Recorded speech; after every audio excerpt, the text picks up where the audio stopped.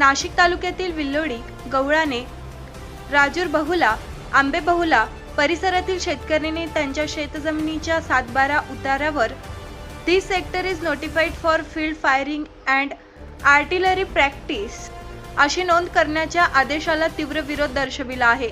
या संदर्भात महसूल मंत्री चंद्रशेखर बावनकुळे यांच्यासह मुख्यमंत्री, मुख्य सचिव, विभागीय आयुक्त, जिल्हाधिकारी आणि तहसीलदार यांना सविस्तर निवेदन देत आदेश तात्काळ रद्द करण्याची मागणी करण्यात आली आहे। शेतकऱ्यांच्या म्हणण्यानुसार 7 जुलै 2026 रोजी तहसील कार्यालय नाशिक यांनी संबंधित आदेश जारी केला।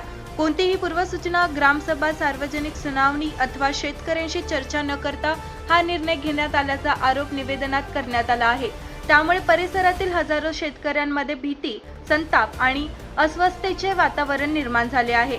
निवेदनात नमूद करण्यात आले आहे की विल्लोळी व परिसरातील शेतकऱ्यांनी यापूर्वी रिंग रोडसह विविध विकास प्रकल्पांसाठी मोठ्या प्रमाणावर जमिनी दिल्या असून अनेक कुटुंबे आधीच प्रकल्पग्रस्त आहेत। आता उर्वरित जमिनींवरही अशा प्रकारची नोंद केल्यास शेतकऱ्यांच्या उपजीविकेवर आणि पुढील पिढ्यांच्या भवितव्यावर गंभीर परिणाम होणार असल्याची भीती व्यक्त करण्यात आली आहे। शेतकऱ्यांनी स्पष्ट केले की ते विकास विरोधी किंवा सैन्य विरोधी नसून कोणताही निर्णय घेताना शेतकऱ्यांना विश्वासात घेणे, ग्रामसभेची संमती आणि सार्वजनिक सुनावणी घेणे आवश्यक आहे। राज्यघटनेतील नागरिकांच्या अधिकाराचा उल्लेख करत जमिनीशी संबंधित निर्णय लोकशाही पद्धतीने घेण्याची मागणीही करण्यात आली।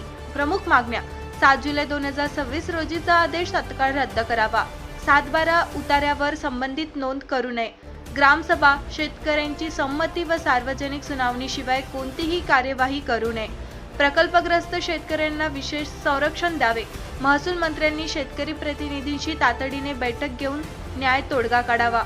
दरम्यान आदेश मागे न घेतल्यास समस्त शेतकरी लोकशाही मार्गाने आंदोलन, मोर्चा आणि कायदेशीर लढा उभारतील असा इशाराही निवेदनातून देण्यात आला आहे। तसेच परिस्थिती गंभीर होत असून शेतकऱ्यांमध्ये मानसिक तणाव वाढत असल्याचे नमूद करत शासनाने तातडीने सकारात्मक निर्णय घ्यावा अशी कळकळीची मागणी करण्यात आली आहे।